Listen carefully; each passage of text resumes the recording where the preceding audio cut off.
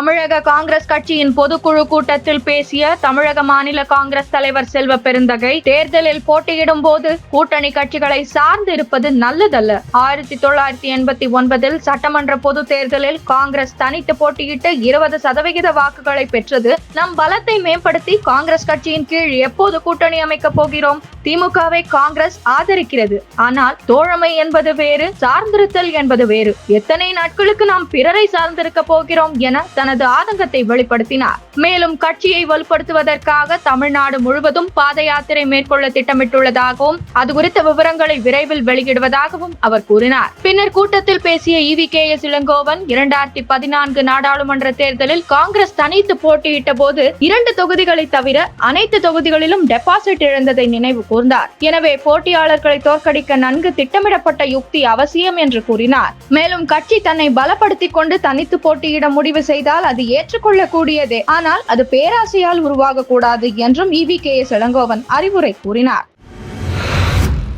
மத்திய அரசில் பங்கேற்கும் வாய்ப்பில்லாத போது 40க்கு 40 என்ற வெற்றியால் தமிழகத்திற்கு என்ன லாபம் என்று சிலர் கேட்பதற்கு பதில் கூறியுள்ள தமிழக முதலமைச்சர் ஸ்டாலின், அது கேள்வி அல்ல, அவர்களின் தோல்வி புலம்பல். இந்த வெற்றிதான் அதிகாரத்தில் இருப்பவர்களுக்கான கடிவாளம், இந்திய ஜனநாயகத்தின் பாதுகாப்பு கவசம் என அறிக்கை மூலம் தெரிவித்துள்ளார்.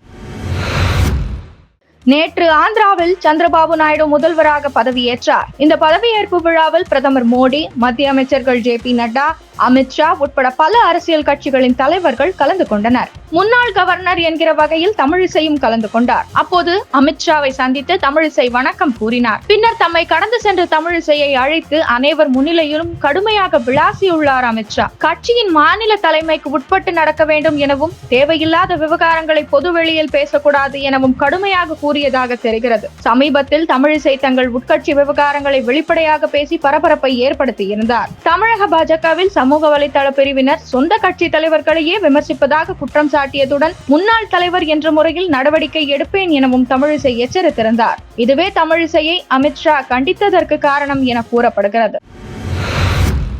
விக்கிரவாண்டி இடைத்தேர்தலுக்கான வேட்புமனு தாக்கல் நாளை 14ஆம் தேதி தொடங்கி 21ஆம் தேதி நிறைவு பெறும் என்று அறிவிக்கப்பட்டுள்ள நிலையில் விக்கிரவாண்டி இடைத்தேர்தலில் தனித்து போட்டியிடப் போவதாக நாம் தமிழர் கட்சி அறிவித்துள்ளது. மாநில அந்தஸ்து பெற்ற பின் நாம் தமிழர் கட்சி போட்டியிடும் முதல் இடைத்தேர்தல் என்பதால் நிரந்தர சின்னத்திற்காக தேர்தல் ஆணையத்தை சீமான் அணுக யோசித்து வருவதாக தெரிகிறது.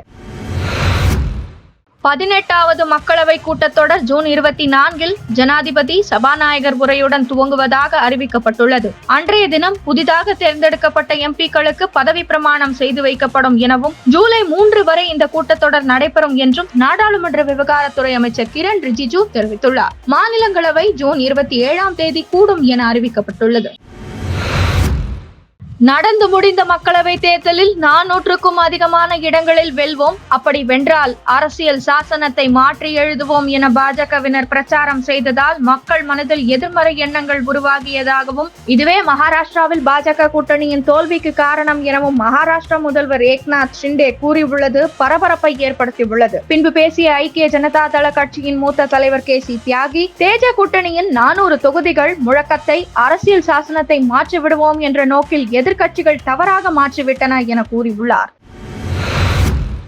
கேரள மாநிலம் திரிசூரில் பாஜக வெற்றிக்கு காங்கிரஸ் கட்சியின் ஓட்டு சரிவுதான் காரணம் என கேரள மாநில முதலமைச்சர் பினராயி விஜயன் குற்றம் சாட்டியுள்ளார். கேரளாவில் 18 மக்களவை தொகுதியில் காங்கிரஸ் வெற்றி பெற்றது குறித்து கவலைப்படவில்லை என கூறிய விஜயன், திரிசூரில் பாஜக வெற்றிக்கு காங்கிரஸ் கட்சியின் ஓட்டு சரிவுதான் காரணம். தோல்விக்கு பொறுப்பேற்று நான் பதவி விலக வேண்டும் என்று காங்கிரஸ் கூறுகிறது. ராஜினாமா கோருவதன் பின்னணி என்ன என்று கடுமையாக கேள்வி எழுப்பியுள்ளார். இந்தியாவின் பொருளாதாரம் வலுவான உள்நாட்டு தேவையாலும் முதலீடுகளின் எழுச்சி மற்றும் வலுவான சேவை நடவடிக்கைகளாலும் உற்சாகம் அடைந்துள்ளதாக தெரிவித்துள்ள உலக வங்கி, இந்தியாவின் GDP 2024ஆம் ஆண்டு முதல் 2026ஆம் ஆண்டு வரை சராசரியாக 6.7% வளர்ந்து உலகின் மிக வேகமாக வளரும் பொருளாதார நாடாக அடுத்த 3 ஆண்டுகளுக்கு தொடரும் என கணித்துள்ளது. அமெரிக்காவில் துப்பாக்கி வாங்க விண்ணப்பம் செய்பவர் போதை மருந்து பழக்கத்திற்கு அடிமையாகி இருக்கக்கூடாது என்பது அந்நாட்டு விதிமுறை. இந்நிலையில் தனக்கு கொக்கைன் போதைப் பொருள் பயன்படுத்தும் பழக்கம் உள்ளதை மறைத்து 2018ஆம் ஆண்டு கை துப்பாக்கி ஒன்றை சட்டவிரோதமாக வாங்கி வைத்திருந்த வழக்கில் அமெரிக்க அதிபர் ஜோ பைடனின் மகன் ஹண்டர் பைடன் குற்றவாளி என அந்நாட்டு நீதிமன்றம் தீர்ப்பு வழங்கியுள்ளது.